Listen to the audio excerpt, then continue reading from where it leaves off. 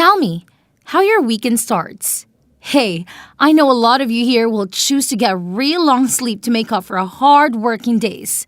But you know what? It's not the best way to pamper your body.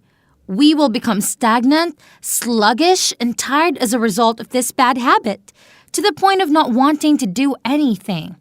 That is why I choose to get up early and go out for a jog or leisurely bike ride all over the roads instead of wasting time lying in bed. Believe me, this choice is quite good to help improve health and restore your spirit so that you're always full of energy. As you can see, this habit helps me keep a slim, youthful face even though I'm 37 years old. It may be hard to believe, but it's true. Hi, I'm Irene, and most of the people around me flatter me because of my ageless beauty and admirable career. Please like and subscribe to my channel to continue listening to my story. Last night, Amanda, my personal assistant, called to remind me of the college class meeting that would be held tonight. The party would start at 8 o'clock, so I still had a lot of time to prepare. I wanted my appearance to be gorgeous. Amanda understood that and always pleased me. She carefully prepared my outfit, hairstyle, and makeup. However, that was not enough. I needed one more companion, and I would call him now. With just one connection signal, the other end of the line had someone pick up on the phone. I got straight to the point. On you, don't forget that we have to go to the party today. Oh, Irene, don't worry. I still remember these special schedules. Okay, I'll drive to pick you up this afternoon. Then, we'll try to go on to costumes. Okay, beautiful lady. He was on you, my companion, during the most recent events. We knew each other for only about half a year, but were very close. He was like Amanda, very understanding of what I wanted and needed, responding at the right time, in the right place. At exactly 8 p.m., Onyu and I arrived at a fancy restaurant located downtown. As we agreed, my college friends and I would wear the graduation prom costume from 15 years ago to review our memories. The glittering dress was filled with sparkling stones, and the shape that hugged each curve of my body further enhanced my physical beauty. The gray suit on Onyu's body was also chosen in the right tone for the dress I was wearing. Onyu, you have to perform well. Don't embarrass me. Don't worry. I've never let you down, have I? I nodded slightly. It was true that since I had known Onyu, he had never had a flaw that humiliated me. My appearance immediately became the focus. I gave him a big smile, took Onyu's hand, and walked over to an empty seat reserved for me. Most of my friends were married. Boys and girls in the old days had become great parents. They were busy with their lives, and some people couldn't even leave the kitchen. Therefore, I could see that wrinkles gradually appeared on the tails of their eyes each time they smiled. I was different. Outside of work, I spent a lot of time taking care of my skin at the spa or going to a yoga club. In the evening, no matter how busy I was, I always made sure to go to sleep before 11 o'clock. Some people said I lived within the framework, but by now, they must have seen the true value of this framework. All eyes of admiration were constantly on me. A girl sitting next to me spoke first. Irene, how are you still as beautiful as you were 15 years ago? Jack, sitting in the opposite corner, quickly continued. No, I find Irene 100 times prettier than she was the day before. I just smiled softly and didn't answer. Another friend joined our conversation. Right. I heard you're going to open another branch in Chicago, right? At this point, I answered. Yes, I know you're going to move there too. If there's a chance, we'll meet. After chatting for a bit, we started to join the party. Onyu sitting next to me thoughtfully folded the food into my cup, causing everyone around me to admire and praise. Everything was still going on in full swing until a strange voice appeared. Beautiful, President Irene.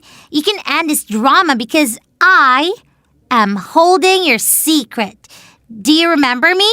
I furrowed my brow, trying to remember. Her name was Daisy, who I fired last month for losing an important company contract. Was she targeting me? Was she trying to get revenge on me? But what secret was she holding? Everyone around me started to murmur. Beautiful, successful, have a career, and have someone who loves you. Fake. It's all fake. Everyone, listen to me carefully. The man walking next to her is just a hired man. Even men who had previously appeared with her at events were hired. The crowd began to discuss animatedly. Hire? How was it? How was it possible? Yes, how does a perfect person like Irene need to hire a boyfriend? I began to get agitated and start screaming. Don't come here anymore to cause trouble. Be careful, or I'll take you to court. However, Daisy didn't give up. She was well prepared before she got here. Causing trouble? I have proof. After saying that, she pulled out a stack of documents with full photos and contracts, proving that I had gone to a service company that I hired my lover. They were both pictures and contracts with Onyu. I stepped back and slightly pulled Onyu's arm. He frowned, wanting to move forward to say something, but I stopped him. I couldn't deny it anymore. I didn't know why this information was leaked. Shocking, pitying, and mocking looks fell on me. The crowd was getting louder and pointing at me. I felt ashamed and lost my self-esteem and pride. It was over. I didn't dare to stay here anymore. I cupped my face and then quickly left the party, ignoring Onyu's resistance. Irene, wait! Irene, we can't leave like that. However, I ignored his words. At that moment, I just wanted to go home and lock myself in my safe world. As soon as I arrived at my house, I burst into tears. I didn't know why this bad thing happened. Was I wrong to want to be perfect in everyone's eyes? After graduating from college, I was handed the whole property to manage by my father. I took over and consistently made significant achievements in the volatile real estate sector. Since then, my life had been encapsulated by the word work. I considered work as a source of joy, motivation, and an outlet for my grief. Gradually, I forgot about my personal happiness. And when I looked back, I was already over 30 years old but still not in love with anyone. I also listened to my parents try to have blind dates with a few people, but they all didn't come to good fruition. So I gave up and prepared myself to be alone until I got old. Until 3 years ago, my mother was seriously ill and about to pass away. Her only wish in the last days of her life was to see me happy. I didn't want to not meet that expectation, but I didn't know how to do that. While I was tired and bored, Amanda's appearance was like a lifesaver. Amanda, please assist me in coming up with a solution. Right now, my mind is a blank, and I don't know what to do. Is it possible for me to grab a guy on the street and force him to go home with me? Amanda was deep in thought for a moment and then immediately switched to an excited look. Looking at her face, I guessed she had a solution. Tell me about your boyfriend's standards. I was surprised. Will you be able to choose the exact person if I tell you? Come on, stop joking, Amanda. Amanda's face was serious. I'm not kidding. I'm being serious, Irene. A service for renting a lover for meetings with friends or family members has recently emerged. In cases like yours, this is the first priority service. I still didn't believe it. Is there such a service like that as well? Amanda explained more. Yes, it's one of the hottest services currently. Because you're so busy with work that you don't pay attention to it, people still use that service very often. As long as we provide the desire, the company will provide the information and a list of each candidate for you to choose from then and sign the contract. I went from surprise to amusement. And Amanda was also succeeding in finding me a standard boyfriend. His appearance was classy, elegant, and tall, with a fair complexion and attractive blue eyes. I took Finn to a fashion store to pick up clothes and then to the hospital to visit my mother. Mom was happy when I introduced Finn as my boyfriend, saying that since he was busy working abroad, he now had the opportunity to visit her. In the following days, Finn went to the hospital with me every day. My mother's health improved a little, but only 1 month later, her illness became serious and she passed away. I cried a lot and suffered for a long time. My dad knew about hiring Finn to pretend to be a lover, but he did not say anything, just quietly hugged me. Daughter, it's time for you to really find a man by your side. I knew that, but I tried and still did not find anyone suitable. After my mother's funeral, I also ended my contract with Finn. It was simply because Finn was so childish. From the day I knew about the special service, I found my life less burdensome.